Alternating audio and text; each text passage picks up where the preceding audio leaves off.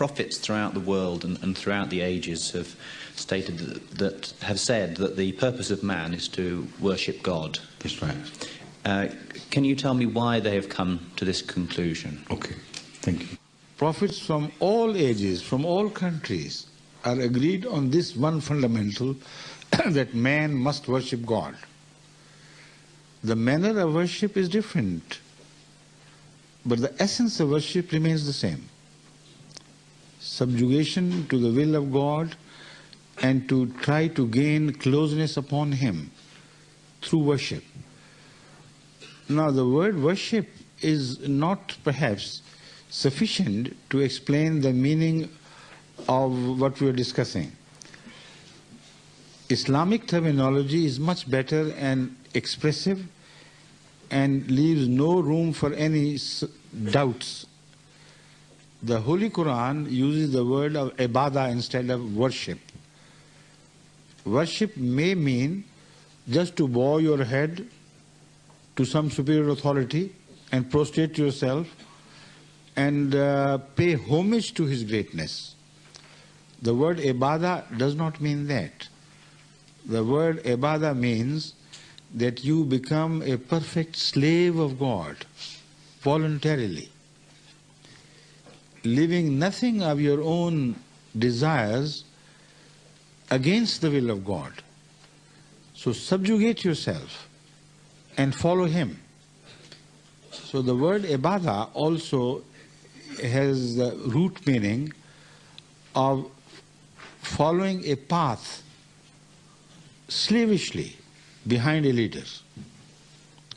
Whatever he does, you do. So the meaning of worship which transpires from this is simply this, that you try to imitate the way of God, the character of God.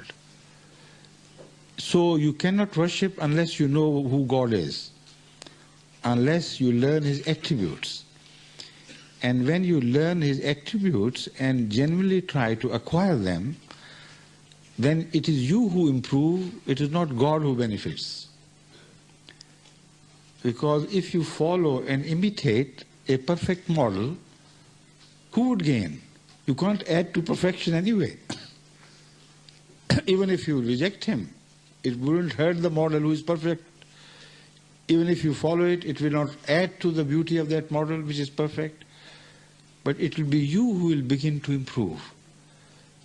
And because God's attributes are described by the Holy Quran to be eternal and to be limitless, so the journey becomes an endless journey of constant evolution, but spiritual evolution in this case.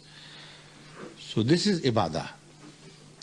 So that is why when we recite the holy Surah Fatiha in the prayer, in every rakat, in every part of the prayer, we are expected to concentrate on the meaning of the four fundamental attributes of God, which in fact cover all the rest of the attributes. They seem to emanate from them, which are, number one, Rabbul Alameen. All praise be to Allah, who is the sustainer and provider of all the universes, not only of man, of all the animals, all the things living or inanimate, the entire universe and all the universes which may be other than ours. He it is who sustains them and provides them. Number two, Ar-Rahman. He is so gracious, so beneficent, that He gives you without your asking for it, without your begging. Now this is a fundamental attribute of God, because before we were born, we were provided for all our requirements of all ages of human development.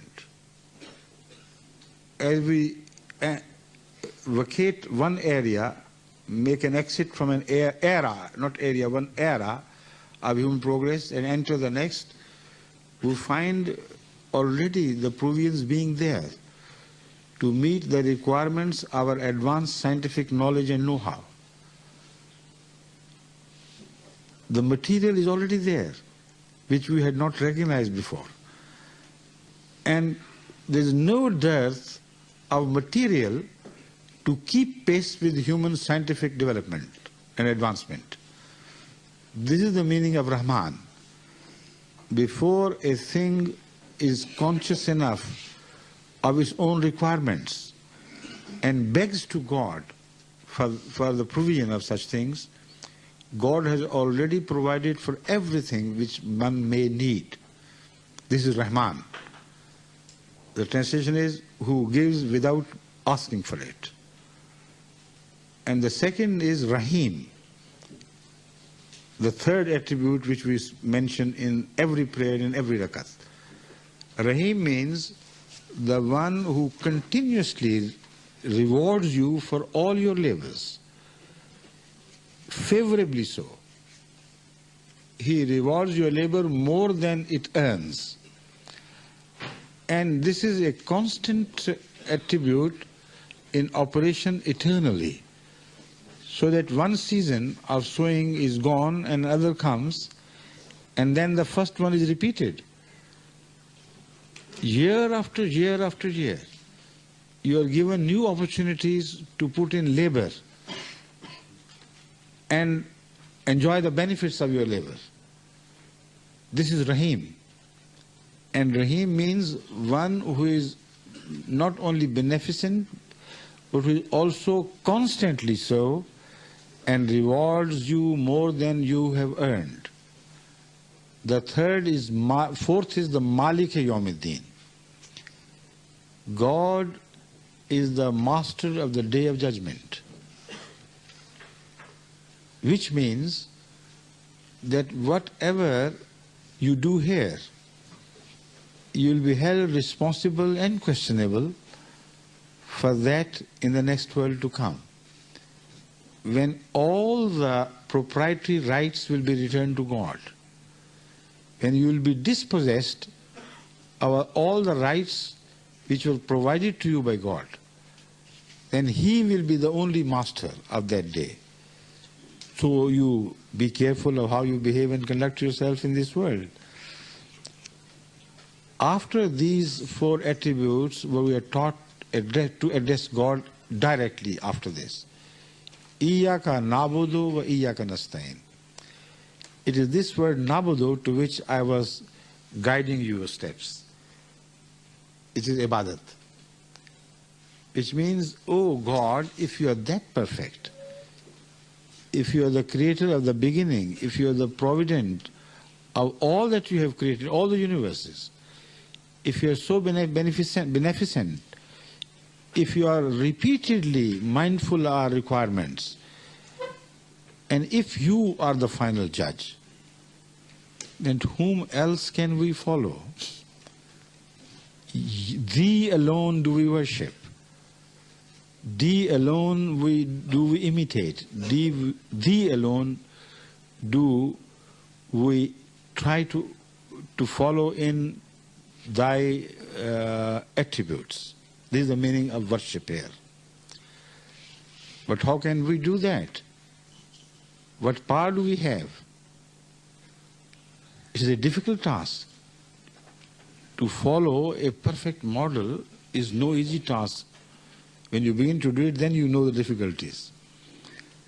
So the next part of the Surah Fatiha, verse of the Surah Fatiha, perfects this whole exercise by declaring or teaching man to pray, wa iyyaka nasta'in. Thee alone we worship, and thee alone, from thee alone we seek assistance to be able to worship you. Or worship thee if you use the archaic expression. So there's more to it, but I think that should be sufficient for the time being. The concept of worship in the Holy Quran is not just a lip service to or a homage to be paid to God. It is to improve your own quality by imitating His virtues and by entering a path of everlasting evolution.